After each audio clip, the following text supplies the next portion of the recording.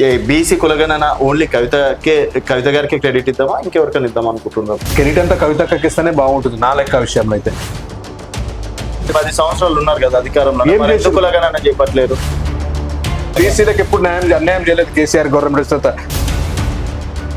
ఇలా హైదరాబాద్ లో చూసుకోండి, ప్రతి గ్రామంలో కొండి సామాన్య మానవుడి నుంచి ఈరోజు సత్య ముసలి వరకు అన్ని సంక్షేమ పథకాలు అందినాయంటే అది కేసీఆర్ గారు వల్ల. రైతు భరోసా 5,000 ఉంటే ఈరోజు 6,000 ఇస్తున్నారు, అవి కనిపిస్తలేవు. రాజు గారు సన్న బియ్యం ఎవరు గరీబోలు పేదోడు అలాగే ఉన్నోడు కూడా దీనే బియ్యం ఇస్తుంటే మీ కళ్ళకి కనిపిస్తలేవా? 10 లక్షలు 20 లక్షలు కొత్త రేషన్ కార్డులు ఇవ్వబోతున్నారు, అవి కళ్ళకి కనిపిస్తలేరా? మీ సొంత మండలం ఏది రాజు గారు? ఫరూక్నగర్ మండలం. మీ తండకోదం పండి ఎంతమంది రుణమాఫీ చూపిస్తారు మీరు? ముఖ్యమంత్రి ఒక మాట మాట్లాడుతుండు, మంత్రులు ఒక మాట మాట్లాడుతున్నారు, మొత్తం అయిపోయింది అంటారు. ఇంతవరకు ఏది కూడా కాదు. ఇందిరమ్మ రాజ్యం అంటే ఏమున్నది? కరువు కాటకాలు నిధులు లేకపోవడమే ఇందిరమ్మ రాజ్యం ఒక ముఖ్య ఉద్దేశం. కాంగ్రెస్ ప్రభుత్వం ఫెయిల్డ్ గవర్నమెంట్ ఈరోజు. వెల్కమ్ టు తెలంగాణ వెలుగు, నేను విరాజు. ప్రస్తుతం మనతో పాటు ఎండి ముస్తఫా గారు ఉన్నారు, భారత రాష్ట్ర సమితి అలాగే ఉద్యమకారులు, షాద్నగర్ నియోజకవర్గం. నమస్తే ముస్తఫా గారు. నమస్తే. సో ముస్తఫా గారు, మీరు గతంలో జాగృతిలో కూడా పనిచేస్తారు కవితక్క గారితో. ఇప్పుడు కవిత గారు 42% రిజర్వేషన్ బిల్లు నా వల్లనే అయ్యింది, అలాగే పూలే అలాగే గతంలో అంబేద్కర్ విగ్రహ స్థాపన కోసం కూడా చేశానే ఈరోజు దీక్ష చేయడం అనేది జరిగింది. సో బీసీ కులగణన ఓన్లీ కవిత గారికి క్రెడిట్ ఇద్దామా ఇంకెవరికైనా ఇద్దాం అనుకుంటున్నారు? బీసీ ఉద్యమాలు జమా నుంచి జరుగుతున్నాయి. అప్పుడు ఎప్పుడు కూడా సక్సెస్ కాలేవు. కవితక్క గారు వచ్చిండ్రు పార్లమెంట్లో మహిళా బిల్లు విషయంలో కానీ, ఈరోజు బీసీ బిల్లు విషయంలో కానీ కేసీఆర్ గారు ఆనాడే బీసీ బిల్ పాస్ చేసి ఆ రోజు వెబ్సైట్లో పెట్టిండ్రు. ఈ రోజు కాంగ్రెస్ గవర్నమెంట్ వచ్చి కూడా వెబ్లో పెట్టలేకపోతారు. ఎందుకంటే రీజన్ అంటే దొంగ లెక్కలు దొంగ స్థాపన చూపిస్తున్నారు వీళ్ళు. ఈరోజు కేసీఆర్ గవర్నమెంట్ ఉన్నప్పుడు తేడా, ఈ గవర్నమెంట్ ఉన్న తేడా ప్రజలందరూ గమనిస్తారు. వాస్తవం ఏంటంటే కెరీట్ అంతా కవితక్కకి ఇస్తేనే బాగుంటుంది నా లెక్క విషయంలో అయితే. అంటే ప్రభుత్వం ఇంత పెద్ద ప్రాజెక్ట్ చేసి కులగణన చేపట్టి ఇవంతా వేస్ట్ అంటారా? కులగణన ఏ విధంగా చేసిన వాళ్ళు? కవిత గారు 10 సంవత్సరాలు ఉన్నారు కదా అధికారంలో, కులగణన చేపట్టలేరు? ఎందుకు చెప్పలేరు? కేసీఆర్ గారు రాష్ట్ర వ్యాప్తంగా దేశవ్యాప్తంగా ఒకటేసారి మన తెలంగాణ రాష్ట్ర వ్యాప్తంగా ఒకసారి అందరు కలిసి గ్రామాలలోకి రాండి అని ముంబైలో ఉన్నాడు, బయట దేశం ఉన్నాడు, దుబాయ్లో ఉన్నాడు, మలేషియా ఉన్నాడు, అందరు కలిసి తెలంగాణ రాష్ట్రం ఒక రోజు వచ్చారు. కులగణన ఒకటే రోజున మాత్రం మరి ఎందుకు బయట పెట్టలేరు? ఎందుకు చెప్పలేరు? వీళ్ళు చెప్తున్నారు ముదిరాజులు ఎంతమంది ఉన్నారు, ముస్లింలు ఎంతమంది ఉన్నారు, తర్వాత క్రిస్టియన్స్ ఎంతమంది ఉన్నారు, వీళ్ళు ఎంతమంది ఉన్నారు అని చెప్పేసి మీరు ఎందుకు బయట పెట్టలేరు? ఎవరు? కేసీఆర్ గవర్నమెంట్ వచ్చిన తర్వాతనే వెబ్ లో పెట్టింది చూసుకోండి మీరు. ఇంటర్నెట్ లో ఇప్పటి వరకు ఉన్నది కేసీఆర్ గవర్నమెంట్ వచ్చి నప్పుడు చేసింది మాత్రమే ఇప్పటి వరకు ప్రయత్నిస్తున్నారు. ఇలా కాంగ్రెస్ గవర్నమెంట్ వచ్చిన తర్వాత మీరు ఏమున్నది కులగణన అనేది మీరు గ్రహిస్తున్నారా? దొంగ ఫోకస్ ఇస్తున్నారు. ఇలా దొంగ ఫోకస్ ఏంటంటే 90% 95% ఉంది. ఢిల్లీలో కూడా వాళ్ళు ఫైట్ చేస్తున్నారు, మోడీతో కూడా కొట్లాడడానికి రెడీగా ఉన్నారు. వాళ్ళు మోడీకి లేరు, ఏమీ లేరు. వాళ్ళు ప్రైవేట్ రంగ సంస్థల వాళ్ళకు ఈ రోజు బీసీ సవరణ బిల్లు తీసుకొచ్చి ప్రైవేట్ సంస్థ వాళ్ళు చేతులు పెడుతున్నారు ఈ రోజు. ఎందుకంటే వీళ్ళ ప్రభుత్వం ఉంది, ప్రభుత్వ రంగంలో ఉన్నది, అధికారులు ఉన్నాడు. ఇలా బీసీ ఎమ్మెల్యేలు పోయి ఢిల్లీలో ధర్నా చేస్తుంటే రాహుల్ గాంధీ రాకపోయా. మీరు ధర్నా చేస్తున్నారు, రాహుల్ గాంధీ రావాలి కదా అధినేత, అధినేతనే రాలేడు ధర్నా చేసే టైంలో. వీళ్ళు పోయి బీసీలు పాపం బీసీ సోదరులు అందరూ కొట్లాడుతుంటే చూడడానికి సిగ్గనిపిస్తుంది కాంగ్రెస్ ప్రభుత్వంలో. కాంగ్రెస్ పాలకుల పరిస్థితి కూడా అదే విధంగా ఉంది. మరి మీరేం చేసిన అంటున్నాను? మేము చేసిన బీసీలకు ఎప్పుడు అన్యాయం చేయలేదు కేసీఆర్ గవర్నమెంట్. అన్ని విధాలుగా ఈ రోజు యాదవుల సోదరులకు తీసుకోండి, మైనార్టీలకు తీసుకోండి, దళితులకు తీసుకోండి, మున్నూరు కాపుకు తీసుకోండి, కాపులకు తీసుకోండి, అన్ని కులాల సంఘాలకు ఈ రోజు బర్రెలు ఇవ్వడం తప్ప, యాదవులకు బర్రెలు ఇవ్వడం గొర్రెలు తప్ప. ఈయన 60,000 ఉద్యోగాలు ఇస్తే బర్రెలు ఇచ్చుకుంటా, గొర్రెలు ఇచ్చుకుంటా, మేకలే మేపండి, మీరు కళ్ళు మాత్రమే గీయండి, తప్పుడు మాటలు అవి. ఈ రోజు జీవన ఉపాధి కోసం ఇవన్నీ ఇవ్వడం తప్ప. ఉద్యోగాలు కల్పించు. ఉద్యోగాలు ఎందుకు కలిపారు? 2 లక్షల చిల్లర ఉద్యోగాలు ఇచ్చింది మా గవర్నమెంట్ వచ్చిన తర్వాత, కాంగ్రెస్ బీఆర్ఎస్ గవర్నమెంట్ వచ్చిన తర్వాత. 60,000 ఇచ్చింది కాంగ్రెస్ గవర్నమెంట్. ఎప్పుడు ఇచ్చింది? మేము ఇచ్చిన ఉద్యోగాలని మాకు ఇచ్చిన వాళ్ళు. కేసీఆర్ గవర్నమెంట్ ఉన్నప్పుడు ప్రతిపాదించిన నియామక పత్రాలు కూడా మీకు ఇవ్వడానికి శాత గాక, వాళ్ళకి జీతాలు ఇవ్వడానికి శాతం గాక ఈ రోజు 1వ తారీఖే ఉద్యోగులకి జీతాలు వేస్తున్నాము, 60,000 ఉద్యోగాలు భర్తీ చేసినాము అంటున్నారు. అన్ని బోగస్ మాటలు. ఈ రోజు ఉద్యోగ సంఘాలు అడగండి. ఈ రోజు ఆర్టీసీ వ్యవస్థ మళ్ళీ ధర్నాకు పిలుపునిచ్చింది, కనిపిస్తలేదా? ఉద్యోగాలు ఇచ్చిన వాళ్ళు అయితే ఎందుకు మాట్లాడతలేరు? ఈ రోజు ఉద్యోగస్తులు ఎందుకు ఒక్కరు కూడా యథార్థంగా లేరు? ఈ రోజు ఉన్న ఏజ్ ఉద్యోగులు ఎవరు 100% మాకున్నారు. మా ఫ్రెండ్స్ లేరు, ఉద్యోగస్తులు ఉన్నారు కదా. హోంగార్డ్ల పరిస్థితి ఏమున్నది? ఎలా పోలీసు వాళ్ళ వ్యవస్థకి ఏమైంది? శాంతి భద్రత ఏం చేస్తుంది ఇలా హైదరాబాద్లో?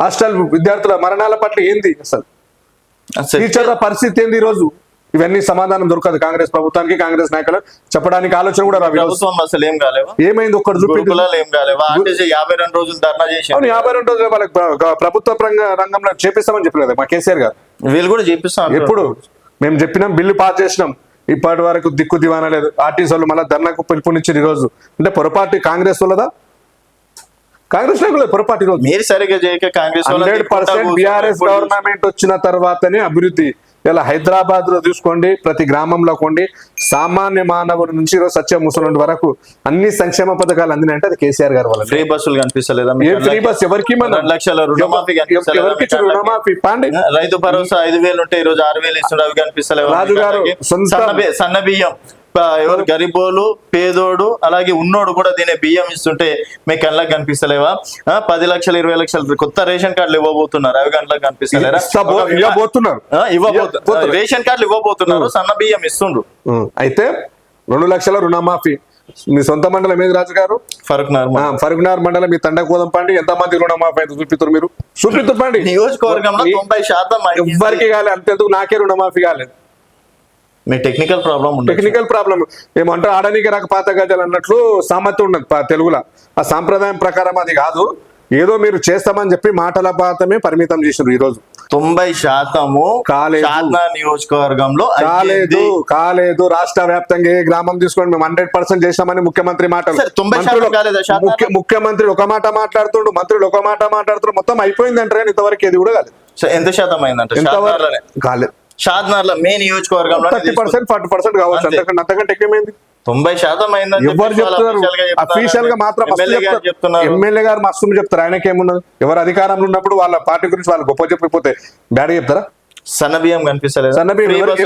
ఫ్రీ బస్ ఎవరేమన్నారండి ఆర్టీసీ నుంచి మనకు ప్రభుత్వ రంగ సంస్థలకు ఏమైనా లాభమా నష్టమా లాభమే కదా ఏం లాభం ఉంది ఫ్రీ బస్సులు ఎవరు ఎక్కిపోతున్నారు ఈ రోజు సామాన్య మహిళలు ఈ రోజు కంపల్సరీ బస్ ఎక్కిపోతున్నారు ఫ్రీగా ప్రతిరోజు తిరుగుతున్నా మహిళలు ఎంతో మంది యూజ్ చేసుకుంటున్నారు ఎవరేమన్నారు ఫ్రీ బస్ నుంచి నష్టమే లాభం అయితే లేదు ప్రభుత్వానికి నష్టం వచ్చే పని ఏది కూడా ప్రభుత్వం చేయకూడదు అది నష్టం ఎట్లయితే లాభాలు ఉంది ఏం లాభాలు ఉన్నది 1,000 కోట్లు వేల కోట్ల ఏం ఇంత మందికి వచ్చింది చూపిండి ఎన్ని నెలల నుంచి సంవత్సరంన్నర నుంచి మీరు ఎన్ని కోట్ల లాభం వచ్చింది చూపిండి ఈరోజు ప్రతి నెల 5 కోట్లు 10 కోట్లు లాభాలలో ఆర్టీసీ వ్యవస్థ కడుతున్నారు మీరు ప్రభుత్వం నుంచి ఉల్టా ఖర్చు చేస్తున్నారు తప్ప కానీ లాభం వచ్చే పని మాత్రం లేదు ఈ రోజు ఫ్రీ బస్ అవసరం లేదు ఉచిత పథకాలు ఇవ్వాల్సిన అవసరం అయితే మీరు ఇచ్చినప్పుడు మేము ఈ ఉచిత పథకాలు ఏమిటికి ఇచ్చినా చెప్పండి ఏ విధంగా ఇచ్చినాం ఏమిటికి ఇచ్చినాం మేము ఈ రోజు 10 లక్షలు దళిత బంధు ఎందుకు ఇచ్చినాం ఒకరికి జీవన ఉపాధి కల్పించడానికి ఒక సామాన్య దళిత కుటుంబంలో తిననీకే లేని వాళ్ళు ఈరోజు ఉద్యోగస్తులు ఉన్నా కూడా వాళ్ళు ఆర్థికంగా ఎదగలేకపోయారు చాలా మంది దళితులు రైతు బంధు ఉచిత పథకం రైతు బంధు ఎందుకు అవుతుంది ఈరోజు రైతు పెట్టుబడి కింద వస్తుంది అది ముస్తఫా గారు మీ మాటలు నేను చూసుకుంటే కేవలం కాంగ్రెస్ పార్టీని ఏదో విమర్శించాలని విమర్శిస్తున్నారు తప్పించి మనస్ఫూర్తిగా విమర్శించట్లేదు వాళ్ళ పథకాలు చూసి అనిపిస్తుంది కాంగ్రెస్ ప్రభుత్వం ఫెయిల్డ్ గవర్నమెంట్ ఈ రోజు అన్ని విధాలుగా ఫెయిల్ ఏ విధంలో నాకు విషయంలో చెప్పి 24 గంటల విద్యుత్ యానాన్ని వస్తున్నదా వస్తుంది పాండి పోదాం మన ఊరికి పోదాం మన తండకి పోదాం మన ఫరూక్నగర్కి పోదాం పాండి చూద్దాం పండి వర్షం కేసీఆర్ ప్రభుత్వం ఉన్నప్పుడు ఒక్క రోజు కూడా కరెంట్ పోంది ఈ రోజు ఎన్నిసార్లు కరెంట్ అవుతుంది 24 ఉచిత విద్యుత్ తీసుకొచ్చింది కాంగ్రెస్ ఏడ తెచ్చి ఇచ్చింది ఎంత మందికి ఇచ్చింది ఈ రోజు ఉచిత విద్యుత్ అన్నారు ఎవరికి వస్తుంది అలా ఇంట్లో రేషన్ కార్డు ఉన్న క్యాండిడేట్ మాత్రమే ఉచిత విద్యుత్ ముస్తఫా గారు మీది ఎట్లుందంటే అధికారం పోయిన తర్వాత ఏం మాట్లాడుతుందో మీకు అర్థం మేము బరాబర్ అక్కడ కేటీఆర్ గారు ఏమో ఉపయోగించేమో ఆయన ఏదో జింకలు నెమళ్ళు ఉన్నాయని చెప్పేసి ఆయన క్రియేట్ చేస్తారు మీరేమో వచ్చినాయి కూడా వస్తలేవు అన్ని ఫెయిల్యూర్ అని చెప్పేసి మీరు ఎవరికి వస్తున్నా చూపిండి అంటున్నా తాగనీకే మంచి నీళ్ళు వస్తలేవు ఈ రోజు రాష్ట్రంలో నీళ్ళ బిందెలు ఇంద్రమ్మ రాజ్యం అంటే ఏమున్నది కరువు కాటకాలు నిధులు లేకపోవడమే ఇంద్రమ్మ రాజ్యం ఒక ముఖ్య ఉద్దేశం ఎప్పుడైనా కాంగ్రెస్ ప్రభుత్వం అధికారంలో వచ్చిన తర్వాత కరెంట్ కష్టం లేకుండా మంచినీళ్ళ సమస్య లేకుండా ఎప్పుడైనా ఉన్నదా గత 60 సంవత్సరాల నుంచి తీసుకున్నా కూడా కాంగ్రెస్ ప్రభుత్వం ఎప్పుడైనా ఫెయిలే ఎప్పుడు కూడా విజయవంతం కాలే అంటే బీఆర్ఎస్ ప్రభుత్వం చేసేసింది బీఆర్ఎస్ చేయలేదని మేము అంటలేము కాంగ్రెస్ ప్రభుత్వం కొన్ని ప్రాజెక్టులు కట్టింది గతంలో దాన్ని మేము ఏకీభవిస్తాం ఎందుకంటే ప్రభుత్వం చేసిందని చెప్పాలి ఓకే ఇలా చంద్రబాబు నాయుడు ఉన్నప్పుడు హైటెక్ సిటీ కట్టాను కట్టి నాయన కట్టింది కానీ వేరే వాళ్ళైతే కట్టినని చెప్పలేం కదా మేము కట్టుకున్నామని డబ్బా కొట్టుకోలేదు మేము ఐటీ రంగం ఇలా హైదరాబాద్ లో తీసుకొచ్చినంటే మా రామన్న అంటేనే ఐటీ హైదరాబాద్ మీరేదో డబ్బా కొట్టుకుంటున్నారు చెప్పండి ఈ రోజు సరే, చంద్రబాబు IT ఉద్యోగస్తులు ఐటీ IT సీటు కట్టిండ్రు. డెవలప్ అయింది. రాజశేఖర్ రెడ్డి సీఎం ఉన్నప్పుడు ఏం చేసిండు? ఐటీ రంగం నడిచింది. అరే మేము ఏమంటున్నాం? కిరణ్ కుమార్ రెడ్డి ఉన్నప్పుడు నడిచింది. తర్వాత అట్లా నడిచిందండి. ఐటీ రంగం అంటేనే ఇప్పుడు కాదు, తెలంగాణ అంటేనే ఐటీ రంగంలో కేటీఆర్ అనే ఒక బ్రాండ్, ఆ బ్రాండ్ సృష్టించిన శ్రీధర్ బాబు గారు 1,75,000 కోట్ల పెట్టుబడులు తీసుకొచ్చి ఆడుకోయి తెచ్చారు సార్. దావోస్కి వెళ్ళి దావోస్ ఎవరు పోయారు?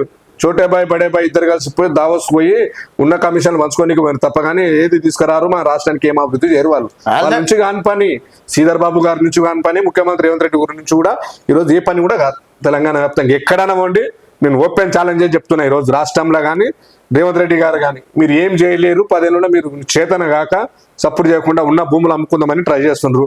ఈ రోజు ఏ భూమి అమ్మినా ప్రజలు తిరుగుబాటు మొదలైంది. మరి ఏదో చేద్దామని చెప్పేసి అది ప్రభుత్వ భూమి 400 ఎకరాల దాంట్లో ఒక ఐటీ హబ్బులు కట్టేసి దాని ఏదో ఉద్యోగాలు ఇచ్చేసి డెవలప్ చేద్దాం అనుకుంటే మొత్తం మీరు ఏ క్రియేషన్ చేసి దాన్ని అది విద్యార్థులకు సంబంధించిన భూమి. అది ప్రభుత్వ భూమి Documents కూడా చూపిస్తున్నారు. ఉన్నది డాక్యుమెంట్స్ ఎవరొద్దన్నారు. ప్రభుత్వ భూమి అయినా రేపు భావి తరాలకు మనం ఏం చూపించగలుగుతున్నాం?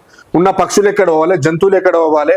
అంటే ఇంకా వేరేది లేదు. అరే ఉన్న అడవి ఉన్న ఊడిని కాపాడుకోండి ఫస్ట్. కొన్ని రోజులు అయితే హైదరాబాద్ లో భూములు లేని పరిస్థితి వస్తుంది.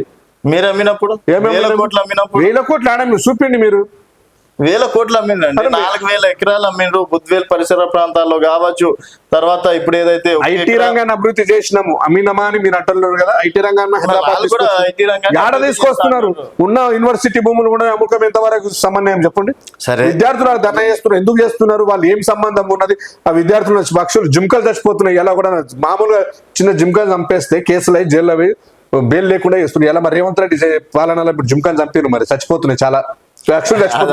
రేవంత్ రెడ్డి గారికి ఏం శిక్ష ఇప్పుడు మీరు చెప్పండి మరి. సరే, అదంతా రాష్ట్రంది పక్కన పెడదాం. షాద్నగర్లో బీఆర్ఎస్ ఎవరైనా డేకుతుండ్రా? ఎందుకు డేకర్? గ్రామాలలో కొండి ఈరోజు రాండి.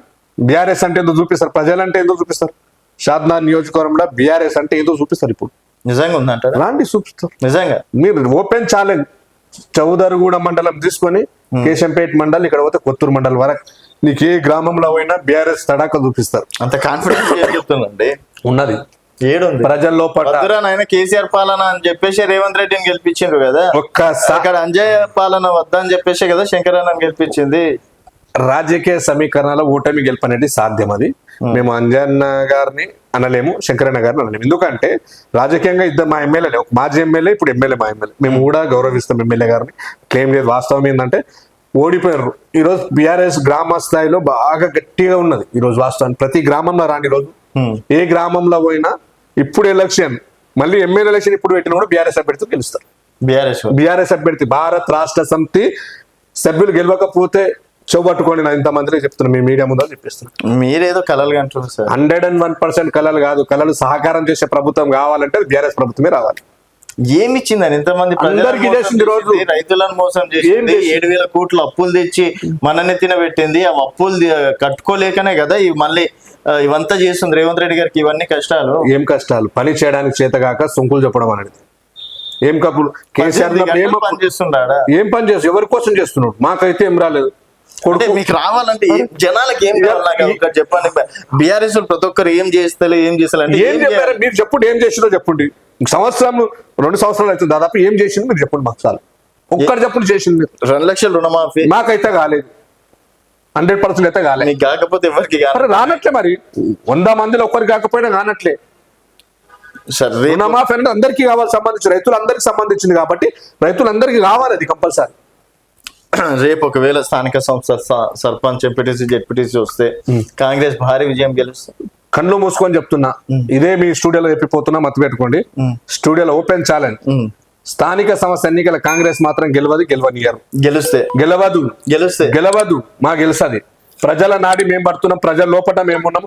ప్రజల కష్టాలలో మేమున్నాం. ప్రజల దుఃఖాలలో మేమున్నాం. ఈరోజు ఇలా గుడ్డి గురేట్ల ఓటేసి గుడ్డి గురేట్ల ముఖ్యమంత్రి గెలిచిండు తప్ప ప్రజల్లో పాటు ఈ రోజు విశ్వాసం ఉన్నది. ఈ రోజు కాంగ్రెస్ ప్రభుత్వం అంటేంది, బీఆర్ఎస్ ప్రభుత్వం అంటేంది, బీజేపీ ప్రభుత్వం అంటేంది, ఎవరు ఏం చేస్తున్నారు కూడా ఇలా ప్రజలు అన్ని గమనిస్తున్నారు. ఇలా ఎవరు ఎసంటోళ్ళు ఇవాళ సంవత్సరంన్నర పాలనలో కేసీఆర్ లేని బాధ ప్రజలకు లైవ్ లా కనిపిస్తున్నది. ఇలా కేసీఆర్కి ఏం నష్టం లేదు. ఎలా పార్టీ ఓడిపోయినంత మాత్రం నష్టం. ఇంట్లో కూర్చుంటే దాంతో తింటుండే నెక్స్ట్ కూడా మళ్ళీ కాంగ్రెస్ పార్టీ 101% రాదు. రాసు ఇప్పుడు ఎలక్షన్ పెట్టినే రాదు కాంగ్రెస్. మేము మాటిస్తున్నది బరాబర్.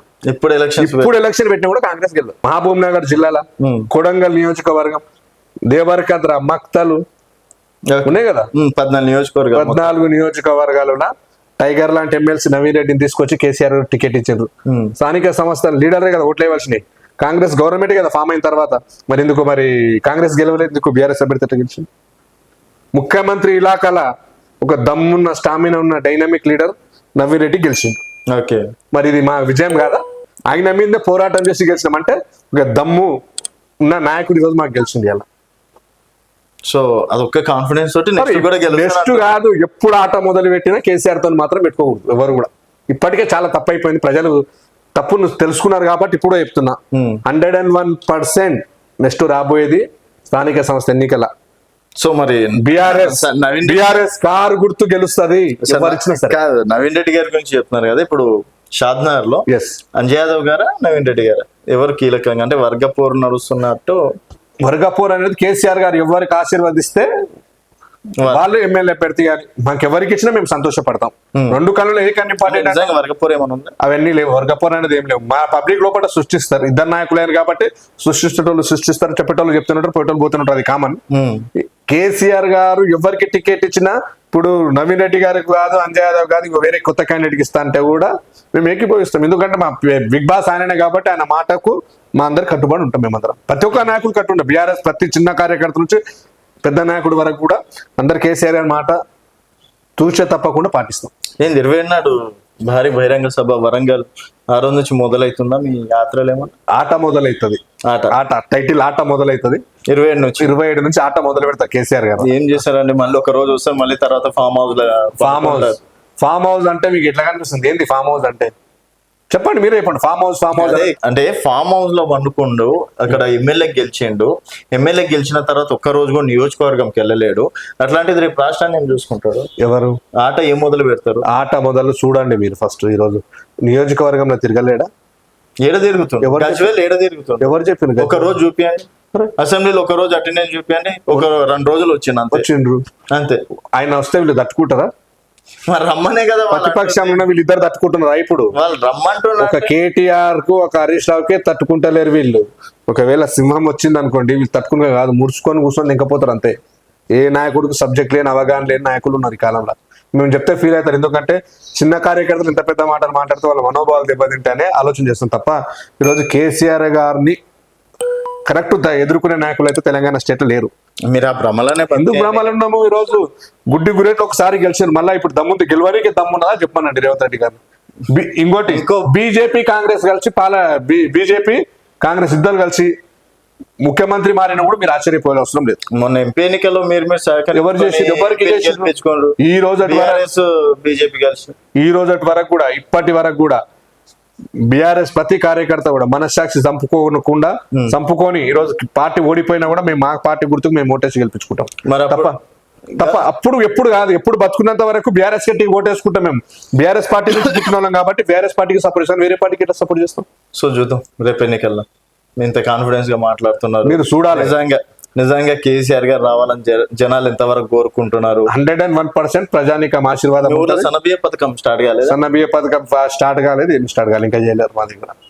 కాబట్టి మీరు ఇట్లా మాట్లాడారు. ఏది చేయలేదు. మా ఊర్లో ఇప్పటి వరకు చెప్తున్నాం, మా శాసనసభ్యులు అంజయ్ యాదవ్ గారు ఉన్నప్పుడు జరిగిన అభివృద్ధి కార్యక్రమాలు తప్ప సంవత్సరాల పాలన కాంగ్రెస్ డబల్ రోడ్ కొత్తూరు నుంచి అవి ఎట్లుండే, నుంచి అక్కడెక్కడ మాది కూడా చౌదరిగూడ మండలం పిడిజపూర్ విలేజ్.